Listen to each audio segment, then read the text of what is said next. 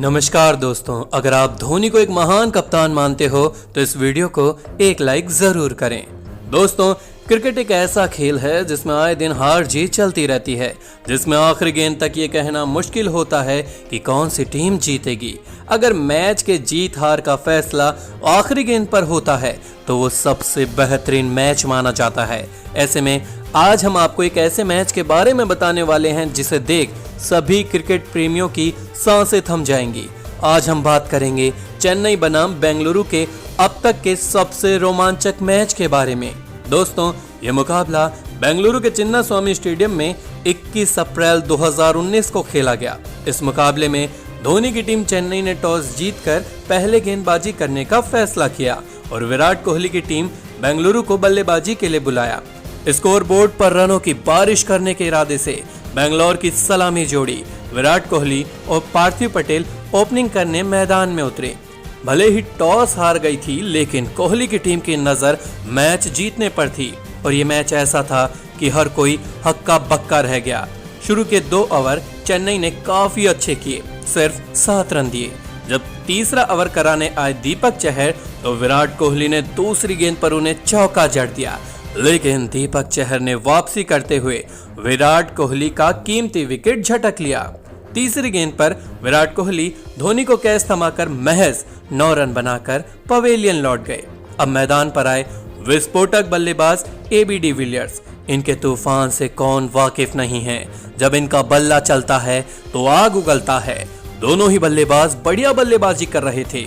6 over खत्म होने तक आरसीबी ने 1 विकेट के नुकसान पर 49 रन बना लिए थे। फिर 7वां ओवर कराने आए रविंद्र जडेजा की दूसरी गेंद पर पार्थिव पटेल ने शानदार छक्का जड़ दिया, लेकिन जडेजा ने वापसी करते हुए 5वीं गेंद पर आरसीबी का सबसे अहम विकेट झटक लिया और वह विकेट था डिविलियर्स का। इनका विकेट निकालना मतलब आरसीबी के खेमे में दबाव पक्का, और वो देखने को भी मिला अगले कुछ ओवरों में। डिविलियर्स ने 19 गेंदों का सामना करते हुए 25 रन बनाए, जिसमें 3 चौके और 1 छक्का देखने को मिला था। अब मैदान पर थे पार्थिव पटेल और अक्षदीप नाथ। दबाव आरसीबी पर था, लेकिन पार्थिव पटेल अच्छी फॉर्म में नजर आ रहे थे। इक्का दुक्का बड़े शॉट खेलने के बाद अक्षदीप भी जडेजा के 13वें ओवर की चौथी गेंद पर अपना विकेट गंवा बैठे। फिर मैदान पर आए स्टोइनिस और 15 ओवर खत्म होने तक आरसीबी ने 3 विकेट के नुकसान पर 118 रन बना लिए थे। यहां तक कि 16वां ओवर कराने आए ब्रावो की तीसरी गेंद पर पार्थिव ने चौके से अपना 36 गेंदों पर अर्धशतक भी पूरा कर लिया, लेकिन अगली ही गेंद पर ब्रावो ने पार्थिव को पवेलियन का रास्ता दिखा दिया। अब मैदान पर आए मोइन अली। उसके बाद आरसीबी के एक के बाद एक विकेट गिरते गए। 17वें ओवर में ताहिर ने स्टोइनिस को चलता किया। अब मैदान पर आए नेगी, लेकिन वो भी ज्यादा देर तक अपना विकेट नहीं बचा सके। 19वें ओवर की आखिरी गेंद पर दीपक चहर ने उन्हें चलता किया। हालांकि मोइन अली ने ब्रावो के आखिरी ओवर में 2 बाउंड्री लगाई, लेकिन वो भी 5वीं गेंद पर चलते बने। मोइन अली ने इस पारी में 16 गेंदों पर 26 रन बनाए, जिसमें 5 चौके शामिल थे। बेंगलुरु ने 20 ओवर खत्म होने तक 7 विकेट के नुकसान पर 161 रन बना लिए थे और चेन्नई को 165 रनों का लक्ष्य दिया। अब जो होने वाला था उसकी खबर किसी को नहीं थी। जो हुआ सब हैरान रह गए। 165 रनों के लक्ष्य का पीछा करने उतरे चेन्नई के सलामी बल्लेबाज शेन वॉटसन और डुप्लेसिस, लेकिन आरसीबी के बेहतरीन गेंदबाज डेल स्टेन ने पहले ही ओवर में सलामी जोड़ी की कमर तोड़ दी। 5वीं गेंद पर वॉटसन को सस्ते में पवेलियन का रास्ता दिखा दिया।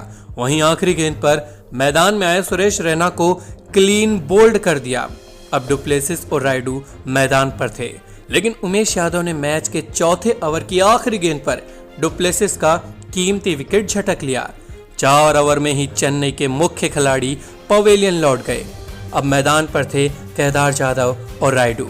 चेन्नई के फैंस उम्मीद लगाकर बैठे थे कि ये दोनों कोई गलती ना करें, लेकिन उमेश यादव बेहतरीन गेंदबाजी कर रहे थे। उन्होंने 6ठे ओवर की 5वीं गेंद पर केदार जाधव को भी पवेलियन का स्वाद चखा दिया। 4 विकेट हो चुके थे और चारों बल्लेबाज दहाई का आंकड़ा भी नहीं छू पाए। इस डूबती नैया को पार लगाने मैदान में आया तूफान। उस तूफान का नाम है महेंद्र सिंह धोनी। अब दोनों बल्लेबाजों ने संभल कर खेलना शुरू किया, लेकिन युजवेंद्र चहल ने 14वें ओवर की पहली गेंद पर रायडू को टाटा बाय बाय किया। रायडू ने 29 गेंदों पर 29 रनों की पारी खेली। अब मैदान पर थे सबके दो फेवरेट खिलाड़ी धोनी और जडेजा। अब 4 ओवर में चेन्नई को जीतने के लिए 57 रनों की जरूरत थी। मैच फंस चुका था, किसी को नहीं पता था कि ये मैच कौन जीतेगा। वहीं नवदीप सैनी ने चौथी गेंद पर जडेजा को रन आउट करा दिया। जी हां दोस्तों, अब दबाव बढ़ता जा रहा था। धोनी और ब्रावो मैदान पर थे। 3 ओवर में चेन्नई को जीतने के लिए 49 रनों की जरूरत थी, लेकिन 19वें ओवर की आखिरी गेंद पर नवदीप सैनी ने ब्रावो को भी चलता किया। जी हां दोस्तों, अब मैच का रोमांचक मोड़ आ चुका था। जी हां, वो आखिरी ओवर जो इतिहास बन गया। मैदान पर थे शार्दुल ठाकुर और धोनी, लेकिन उमेश यादव के आखिरी ओवर में चेन्नई को जीतने के लिए 26 रनों की जरूरत थी, जो बहुत मुश्किल था। लेकिन धोनी ने पहली ही गेंद पर चौका जड़ दिया, फिर अगली गेंद पर छक्का और फिर उसके बाद तीसरी गेंद पर भी छक्का जड़ दिया। 3 गेंदों पर 16 रन आ चुके थे। अब चेन्नई के फैंस को उम्मीद बढ़ने लगी। दोनों खेमों में टेंशन साफ देखी जा रही थी। मैच रोमांचक हो चुका था। फिर चौथी गेंद पर धोनी ने 2 रन लिए। अब 2 गेंदों पर जीतने के लिए चेन्नई को 8 रनों की जरूरत थी। 5वीं गेंद पर धोनी ने छक्का जड़ दिया। अब मैच चेन्नई के पक्ष में आ गया था, क्योंकि आखिरी गेंद पर सिर्फ 2 रन चाहिए थे जीतने के लिए। आखिरी गेंद पर 1 रन भी भागते तो सुपर ओवर होता, लेकिन जो आखिरी गेंद पर हुआ उसने सबके होश उड़ा दिए। उमेश यादव ने आखिरी गेंद डाली, धोनी रन लेने के लिए भागे और फिर जो हुआ सब चौंक गए। शार्दुल ठाकुर रन पूरा नहीं कर सके और रन आउट हो गए और बेंगलोर ने ये मैच सिर्फ 1 रन से जीत लिया। इतना उतार चढ़ाव वाले मैच बहुत कम होते हैं, जहां धोनी ने छक्के चौकों की बारिश से उम्मीदें जगाई, लेकिन कहते हैं ना, मैच का फैसला आखिरी गेंद तक जा सकता है। वही हुआ, चेन्नई ये मैच हार गई।